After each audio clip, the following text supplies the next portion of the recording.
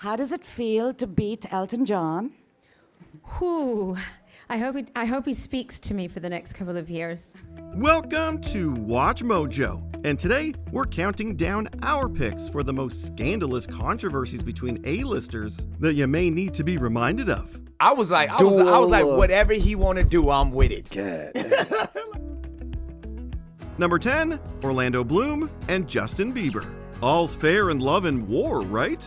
It all started at a fashion show in 2012 when Justin Bieber allegedly got cozy with Orlando Bloom's then-wife, Miranda Kerr. The two's divorce didn't help matters, and in 2014, Bloom was caught on camera trying to throw a few punches Bieber's way. The singer's only response to the scandal was a very pointed Instagram post. Still, Bloom did end up getting his revenge. In 2016, he apparently went out with Bieber's own ex, Selena Gomez, and there's photo evidence to prove it. Suffice it to say, this quarrel is worth remembering for the pettiness alone. Sorry. Number 9, Demi Lovato and Kathy Griffin. This is the first time that I know of that a comedian of my stature has actually been confronted this way via social media by the artist herself, knowing she's got 30 million Lovatics. From public name-calling to shady callouts, these two celebs spent much of the early 2010s in a bona fide grudge match. I just want to make fun of a singer now and again. It all boiled over when Griffin gave Lovato some very constructive criticism about her performance at the 2015 VMAs. Lovato, to her credit, took the opportunity to promote her own album, so at least she got something out of it. However, Griffin had to have the last word. She brought out her own receipts of their relationship, including a photo of them hugging like old pals. Things seem to have cooled between the two over the years, but it's hard to say if they can ever truly be friends after all this. Number 8, Winona Ryder and Gwyneth Paltrow. At one point, these two actors were best friends, but all that changed when Gwyneth Paltrow found the script for Shakespeare in Love at Winona Ryder's house. Tell me how you love her, Will. Like a sickness and its cure together. Yes. Like rain and sun. Like cold and heat. Enamored with the story, Paltrow began campaigning for the part of Viola, eventually beating out Ryder for the role. What do you love so much? Your Majesty. Speak up, girl. I know who I am. There's a wrinkle in that tale, though. If Paltrow is to be believed, it's all a lie. The Oscar winner swears up and down that Ryder is a conniving liar who fabricated the whole story in a bout of jealousy. No matter who's telling the truth, it's clear there's some serious bad blood afoot. Although, considering Paltrow's goop-related feuds with Martha Stewart, that's pretty much par for the course for her. Was Goop trolling Martha Stewart with the cake recipe, or did we make this up? Yes. Number 7, Howard Stern and Jay Leno. For literal decades, these two celebs have hated each other. It's practically a tale as old as time. In fact, it's so long-standing, there isn't even a clear reason as to how it started in the first place. No, this is the problem with the show, Jay. You got no killer instinct. But whether it's because of poached staff, stolen jokes, or plain old dislike, it's obvious that Howard Stern and Jay Leno aren't making up anytime soon. Your ratings haven't been that stellar. Is this true? I mean, occasionally Nightline does beat you both, and even Jenny Jones reruns beat you once in a while. So I came out tonight to give Jay a little lesson on how to get ratings. I guarantee you that tonight is the big night for The Tonight Show. It's about time. And they'll tell you that themselves. Let's just say that Stern has spent more than a few interviews going on long-winded rants about how much he hates Leno. I read in the paper that Conan is going to replace Jay Leno, thank God. While this age-old feud isn't exactly making headlines anymore, it's definitely not going away either. Just the mere mention of Jay Leno's name makes me want to vomit. I don't like this guy. I don't disguise it. And probably what irritates me the most is people in show business are afraid to say how much they dislike Jay Leno, but I am not. Number 6, George Clooney and Russell Crowe. Hollywood is home to quite a few big personalities, but few are quite as large as George Clooney and Russell Crowe's. So, inevitably, the two ended up ruffling each other's feathers, particularly in the mid-2000s. During an innocuous interview, Crowe called Clooney a sellout for his aggressive push into commercial marketing. Clooney countered with a joke about making a whole band of sellouts, but that only seemed to fuel the fire.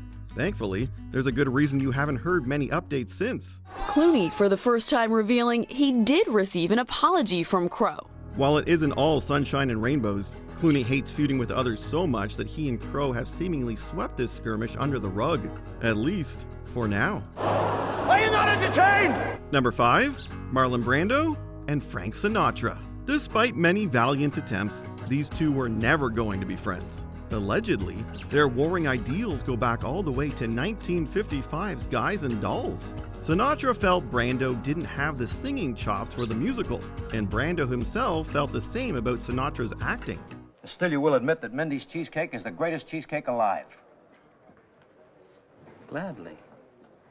Furthermore, I am quite partial to Mindy's cheesecake. And yet, although you might disagree, many people prefer Mindy's strudel to cheesecake. Do you disagree? It is my understanding that the Constitution of the United States allows everybody the free choice between cheesecake and strudel. The two quarreled and quarreled until eventually they could only communicate via a mediator. It's a shame that not as many modern viewers know the full story behind Brando and Sinatra's bickering, especially since it only makes the movie better. After all, if even half of their rumored squabble is true, it's amazing Guys and Dolls turned out as well as it did. Number 4, Lady Gaga and Kelly Osborne. Technically, Lady Gaga didn't start this fight. Her fans did. And you can't bleach your hair blonde when you're pregnant. Oh? After Osborne levied some light insults at the pop star, Gaga's legion of supporters came back. Hard. Eventually, Gaga herself wrote an open letter on the situation, but that was only a band-aid fix. It wasn't until a few years later that the two finally decided to let bygones be bygones. By then, though, most people had already moved on. See, this wasn't Osborne's only public rivalry. It wasn't even the only one with a pop star. When you already have a longtime vendetta against Christina Aguilera, all the other drama is just extra icing on top.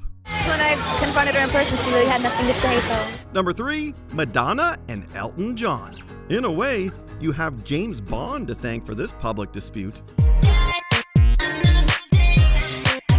Elton John began the decade-long fight by calling Madonna's Die Another Day the worst Bond tune ever. And somehow, it only got worse from there. When John won a Q Award in 2004, he spent a bulk of the acceptance speech railing Madonna for allegedly lip-syncing during live shows. Since when has lip-syncing been live? It took a few years, but he got his comeuppance when Madonna beat him out for Best Original Song at the 2012 Golden Globes. As exciting as this duel of the divas was, it's probably for the best that Madonna and Elton John buried the feud in the early 2010s. She was very gracious. She accepted our apology. We bought a dinner, and that's over and done with. Number 2, Eminem and Nick Cannon. Another day, another duo fighting over a girl. In 2009, rumors swirled that rapper Eminem had gotten with Nick Cannon's wife at the time, Mariah Carey.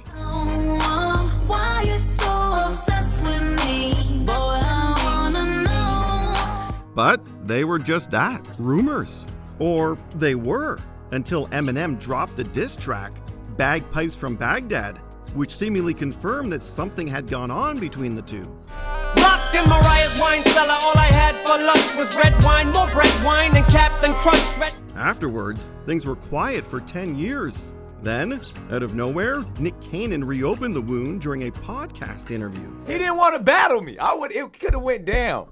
Cue another diss track, an Instagram rant response, and yet another diss track after that. Took a page out of Drake book. This might get a Grammy. The two have stayed quiet for the past few years, and given their history, maybe that's for the best. I think I won. I don't agree with. Oh, I don't. Did What? he? I don't agree. If somebody picks a fight but doesn't show up to the fight, I don't think he won. who? So who won? How did he win? By not responding. Before we continue, be sure to subscribe to our channel and ring the bell to get notified about our latest videos. You have the option to be notified for occasional videos or all of them. If you're on your phone, make sure you go into your settings and switch on notifications. Number 1, Axl Rose and Kurt Cobain. The saddest part of this showdown is that it could have been avoided. Reportedly, Axl Rose wanted to be friendly. He even went as far as offering Nirvana a chance to tour with Guns N' Roses. But Cobain wasn't having it, and he made that very clear with several public denunciations of Rose's political views. From there, the bands continued to exchange heated words until they nearly came to blows at the 1992 VMAs. Hi, Axel. Hi, Axel. Where's Axel? Hi, Axel. Hi, Axel.